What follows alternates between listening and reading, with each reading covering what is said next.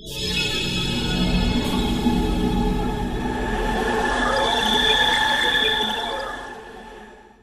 बताएं कि बोलान के शहर मच में यके बाद दीगरे 15 रॉकेट फायर, पहाड़ों से फायर रॉकेट मच शहर के मुख्तलिफ इलाकों में गिरे। मच में जेल और थाने पर कलअदम BLA के दहशतगर्दों के हमले की कोशिश को सिक्योरिटी फोर्सेस ने नाकाम बना दिया। बलूचिस्तान का इलाका मच, जहां पर सिक्योरिटी फोर्सेस ने दहशतगर्दों का हमला जो है वो पसपा करके उन्हें भागने पर मजबूर कर दिया।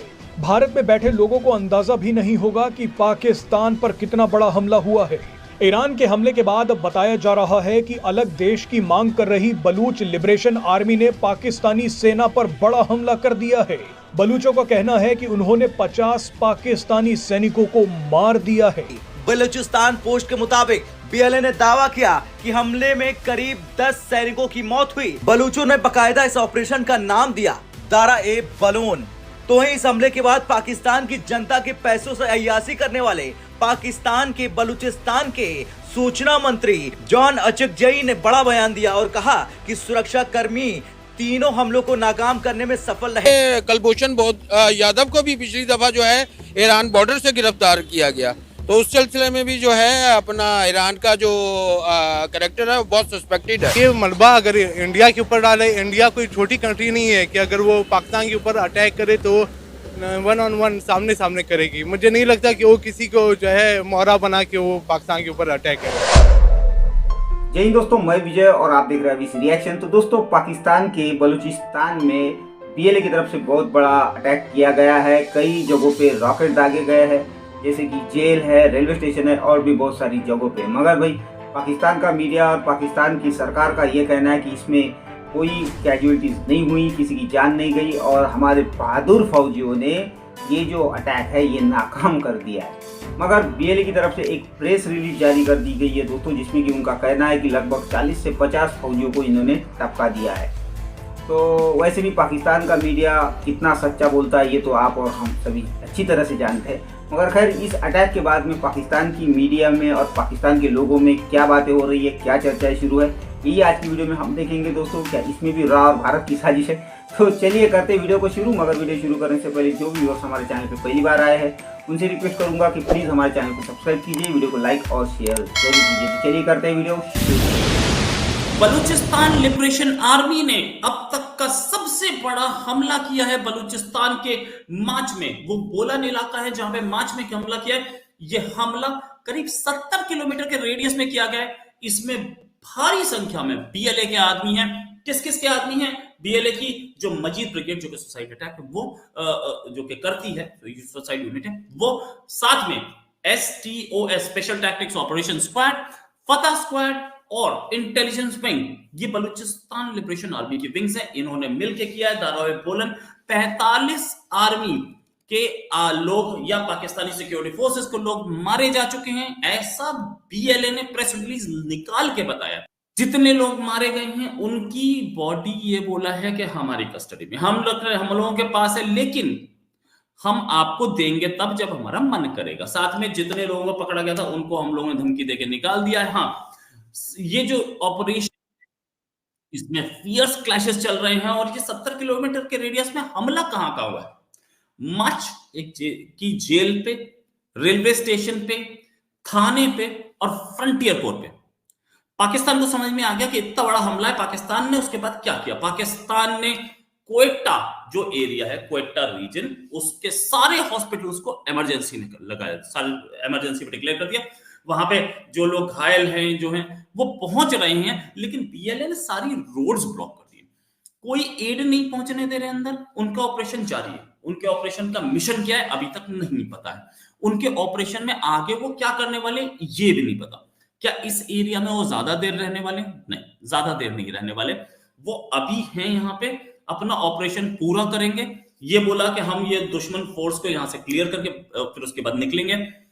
दुश्मन फोर्स उनकी जो दुश्मन फोर्स है बलूच लिबरेशन आर्मी, यानी कि उनके फ्रीडम फाइटर्स की जो दुश्मन फोर्स है वो पाकिस्तानी आर्मी, पाकिस्तानी पुलिस है। सर वो कह रहे हैं कि जी कोई मिलिटेंट्स को जो है ना कोई तीसरा ग्रोह, कोई तीसरे मुमालिक जो है वो सपोर्ट कर रहे हैं। पाकिस्तान तो साफ साफ कह रहे हैं कि इसके पीछे इंडिया है।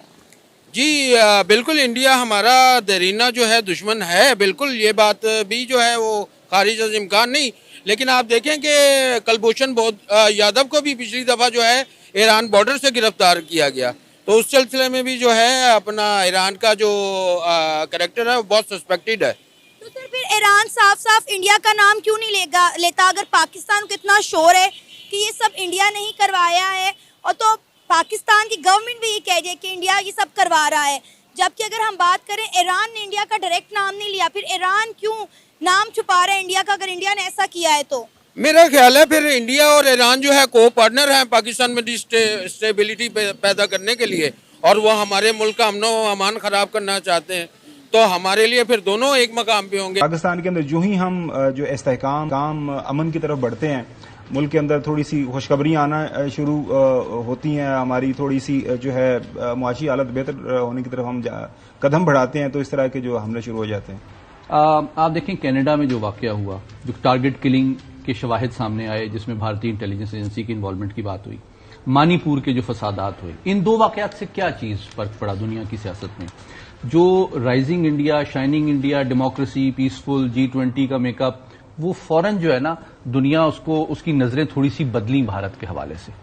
तो उसके बाद इस वाकये का होना कि आप दुनिया की जो माइक्रोस्कोप है, जो तशवीश है, वो भारत से हटा के कुछ ऐसे वाकयात पाकिस्तान में होने चाहिए कि उसकी पाकिस्तान को जोन ऑफ कंसर्न में ले आए, बिल्कुल तवज्जो के बजाय तशवीश में आप बदल दें। अच्छा, दूसरी बात यह है कि आपको 5 एजेंडे एज अ दुश्मन क्लियरली नजर आते हैं कि इससे फायदा किसको होगा, इससे फायदा, नुकसान तो हमें ही हो रहा है ना, हमारे मुसलमान भाई पाकिस्तानी अपनी शहादतें दे रहे हैं। 5 ऑब्जेक्टिव्स आपको नजर आते हैं। नंबर 1 कि वो मकतब फिक्र जो कि पीसफुल है, जो कि नॉन वायलेंट है, जो कि हुजूर की यौम विलादत को सेलिब्रेट करता है, जो मोहब्बत हम आहंगी का दर्स देता है, उसको भी आप प्रोवोक करें, नंबर 1। नंबर 2 फिरका वाराना जो एक नेशनल सिक्योरिटी की हर मुल्क और रियासत की रिक्वायरमेंट होती है कि कुछ कंजर्वेटिव एलिमेंट्स होते हैं, कुछ लिबरल एलिमेंट्स होते हैं, उनका जो बैलेंस है वो डिस्टर्ब किया जाए। तीसरी बात यह है कि आप देखें फिरका वाराना वाला मामला तो ऑब्वियसली एक्सप्लेन होता है। चौथा यह है कि बलूचिस्तान की जो सिक्योरिटी की का जो चैलेंज है वो प्राइमरीली सब नेशनल है, एथनिक है, BLA BLF एथनिक।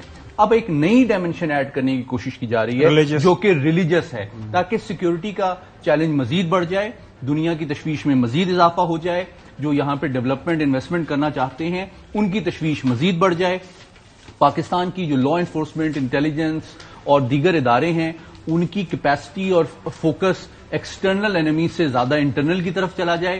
साथ ही साथ हुस्न इत्तेफाक यह है कि कल कनाडा के हवाले से बयानिए में तीसरी तब्दीली भारत की जानिब से आई। पहला बयानिया यह था कि जब उन पर इल्जाम लगाया गया कनाडा के वजीर आजम की जानिब से, तो उन्होंने जिस तरह कहते हैं ना उल्टा चोर कोतवाल को डांटे, उन्होंने कहा जी आप कनाडा दहशतगर्दी का मरकज बन चुका है। पहली बात यह थी। फिर जब अमरीकी दबाव आया, ऑस्ट्रेलियन दबाव आया, बरतानवी दबाव आया, तो उन्होंने ये नहीं कहा कि हम ताउन करेंगे इन्वेस्टिगेशन में।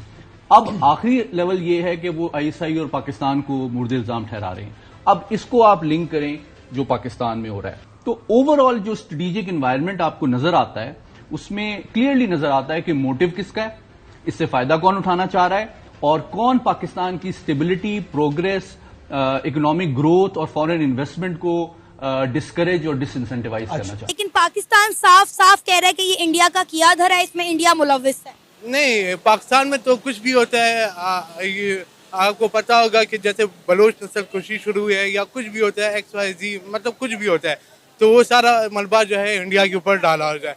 लेकिन हम लोग पस मंजर खुद भी इस चीज़ के अंदर मुलविस होते हैं। एज अ कॉम, एज अ नेशन हम लोग खुद, मैं पहले अपनी बात करता हूँ कि मैं भी काफ़ी हद तक अगर मुलविस हूँ, लेकिन हम लोगों की अपने इदारे भी इसके अंदर होते हैं। ये बात मैं आपको कहना चाहता हूँ। लेकिन ये मलबा अगर इंडिया के ऊपर डाले, इंडिया कोई छोटी कंट्री नहीं है कि अगर वो पाकिस्तान के ऊपर अटैक करे तो 1-on-1 सामने सामने करेगी। मुझे नहीं लगता कि वो किसी को जो है मोहरा बना के वो पाकिस्तान के ऊपर अटैक करे। इंडिया के पास मेरा ख्याल है इतना वक्त भी नहीं है वो पाकिस्तान के ऊपर अटैक करने की सोचे, क्योंकि इंडिया के पास और बड़ा करने के लिए कुछ है। वो अपने मुल्क की डेवलपमेंट पे काम कर रहे हैं, उनके अपने मुल्क में इलेक्शन होने वाले हैं, तो मेरा ख्याल है उनके पास वक्त ही नहीं है कि वो पाकिस्तान के लिए सोचे, क्योंकि उनके प्राइम मिनिस्टर नरेंद्र मोदी साहब का खुद कहना है कि हमें पाकिस्तान के लिए कुछ करने की जरूरत नहीं, कि अपनी मौत आप मर जाएगा। बिल्कुल यही बात है। मैं बिल्कुल आपकी ये बात मैं कहने लगा था क्योंकि उसको पता है कि पाकिस्तान के हालात कैसे हो गए, अवाम जो है एक तरफ खड़ी हो गई है, पाकिस्तान के जो इदारे हैं वो दूसरी तरफ खड़े हो गए, जो कि हम as Awam as a nation ये नहीं चाहते। हम बोलते कि एक पाकिस्तान हो, मुस्तहकम पाकिस्तान हो, ठीक है। इसके लिए सबसे पहला कदम जो है ना वो जमहूरियत है, एक जमहूरी अमल को लाना जा रहा है। अगर आप किसी को भी, चाहे वो किसी भी सियासी जमात से ताल्लुक़ रखता हो, चाहे जो भी हो, उसको दीवार के साथ लगा दे। आप अगर गुज़िश्ता दिनों मारंग बलोच आप देखिए कि अगर वो इस्लामाबाद की प्रोटेस्ट किया तो अभी उसको दीवार से लगाया जा रहा है। कुछ हम लोगों के अपने वहाँ के इलाके के लोग भी ये कह रहे हैं कि ये जो है ना बहुत मारंग बलोच जो है रॉ की एजेंट है। रॉ का मतलब रॉ का है सच क्या काम है इसके अंदर? रॉ का कोई काम ही नहीं, कोई किरदार ही नहीं। अगर रॉ अगर इतनी है तो मैं बोलता हूँ कि हम लोग कहते हैं कि ISI हम लोगों की जो है वर्ल्ड की सबसे बेस्ट एजेंसी है, तो वो एजेंसी इस वक्त क्या करी है, क्या काम करी है? अगर रॉ के एजेंट ऐसे ही खुलेआम यहाँ पे घूम रहे, फिर ये लोग कुछ मलबा BLA वालों पे भी डालते हैं। तो वही मैं मारंग बलोच की बात सेकंड करना चाहूँगा कि BLA बनी क्यों? सबसे पहली बात उसके ऊपर होनी चाहिए कि पहली BLA बनी क्यों, ठीक है ना। अगर जब BLA बनी उसके ऊपर हम लोग आ जाएंगे तो हम लोग इस चीज़ का भी जवाब हम लोगों को मिल जाएगा कि उन लोगों की डिमांड्स क्या है, वो लोग चाहते क्या है, और वो लोग वापस पाकिस्तान के अंदर शामिल होने चाहते हैं, लेकिन कुछ पॉइंट्स के ऊपर। तो दोस्तों ये थी आज की वीडियो, और जिस तरह पाकिस्तान में आए दिन अटैक के ऊपर अटैक्स हो रहे हैं दोस्तों, इस अटैक को देखते हुए पाकिस्तान की दुनिया की नंबर 1 फौज और दुनिया की number 1 ISI intelligence agency totally नाकाम हो चुकी है, पूरी परेशानी में आ चुके हैं ये लोग। और जब इनसे कुछ होता नहीं तो ये पूरा मलमा जिस तरह जो बलोच भाई कह रहे थे वो इंडिया के ऊपर, राह के ऊपर डालने का काम करते हैं। ये जो पाकिस्तान के लोग जो है जो बड़ी बड़ी बातें करते हैं दोस्तों कि हम एटमी मुल्क है, हम में जज्बा है और हम इंडिया के साथ लड़ाई करेंगे, तो भाई पाकिस्तानियों से एक ही बात कहूँगा कि पहले TTP और BLA यही तो आपसे संभालना नहीं हो रहा, और बात करते हो भारत से भेजने की। तो खैर दोस्तों ये जो अटैक हुआ है इसमें कैजुअलिटी ज़रूर हुई है, क्योंकि जो BLA ने अपना जो प्रेस रिलीज़ किया है उनके मुताबिक 40 से 50 फौजियों को उन्होंने मारा है। तो इसमें भी सच्चाई हो सकती है, क्योंकि पाकिस्तान का मीडिया कभी सच्ची बात नहीं करेगा और न ही पाकिस्तान की सरकार। तो खैर दोस्तों अब आने वाले दिनों में देखते हैं और क्या पाकिस्तान में होता है। तो आशा करते हैं आज की ये जो वीडियो है आप सभी को अच्छी लगी होगी। तो चलिए चलते हैं, मिलते हैं अगली वीडियो में, तब तक के लिए जय हिंद।